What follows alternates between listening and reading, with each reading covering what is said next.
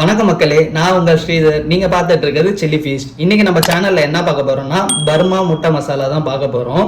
நம்ம இதுக்கு முன்னாடியே நம்ம சேனலில் பார்த்தீங்கன்னா 2 பர்மீஸ் ஃபுட்டு போட்டிருக்கோம். அத்தோ குழம்பு எப்படி பண்ணுறதுன்றத அதுக்கும் தனி பிளேலிஸ்ட்டு கொடுத்துருக்கேன். கண்டிப்பாக போய் செக் பண்ணுங்கள். அதை பார்த்தீங்கன்னா இது உங்களுக்கு கொஞ்சம் ஈஸியாக இருக்கும். இப்போ வாங்க எப்படி பண்ணுறதுன்றதை பார்க்கலாம். முட்டை மசாலா செய்ய தேவையான பொருட்கள் என்னன்னு பார்த்தீங்கன்னா, ஃபஸ்ட்டு ஃப்ரைடு ஆனியன்ஸ் தேவை. அடுத்து பார்த்தீங்கன்னா கொஞ்சோண்டு சால்ட்டு, இதை நான் தண்ணியில் கரைச்சி வச்சுருக்கேன். அடுத்து பார்த்தீங்கன்னா எண்ணெயில் பொரிச்ச பூண்டு, அடுத்து புளித்தண்ணி, கொஞ்சோண்டு கொத்தமல்லி, கொஞ்சோண்டு உடச்ச காரத்தூள், அப்புறம் நம்ம ஃப்ரைடு ஆனியன்ஸு கார்லிக்கு வதக்கின எண்ணெய். இப்போ வாங்க முட்டை மசாலா எப்படி பண்ணுறதுன்றதை பார்க்கலாம். முதல்ல முட்டையை எடுத்து அதை பாதியாக லைட்டாக கட் பண்ணிக்கோங்க. ஃபுல்லாக கட் பண்ணாதீங்க, ஸ்ப்ளிட் ஆயிரும். கட் பண்ண பிறகு ஜஸ்ட் இப்படி ப்ரெஸ் பண்ணிங்கன்னா அது ஓப்பன் ஆகும்.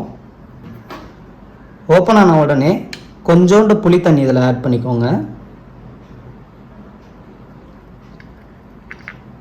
அடுத்து கொஞ்சோண்டு உப்பு தண்ணி,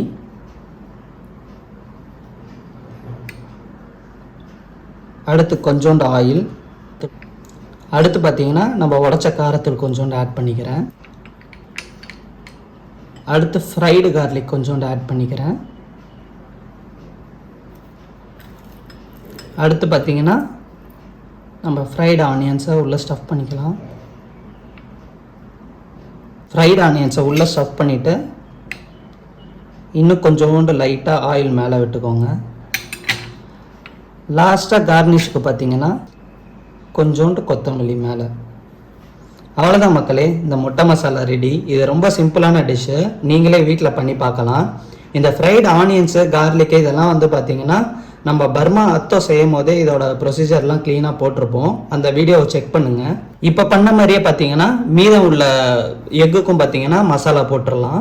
அவ்வளோதாங்க, நம்ம மீதம் உள்ள முட்டைக்கும் பார்த்தீங்கன்னா நம்ம மசாலா போட்டாச்சு.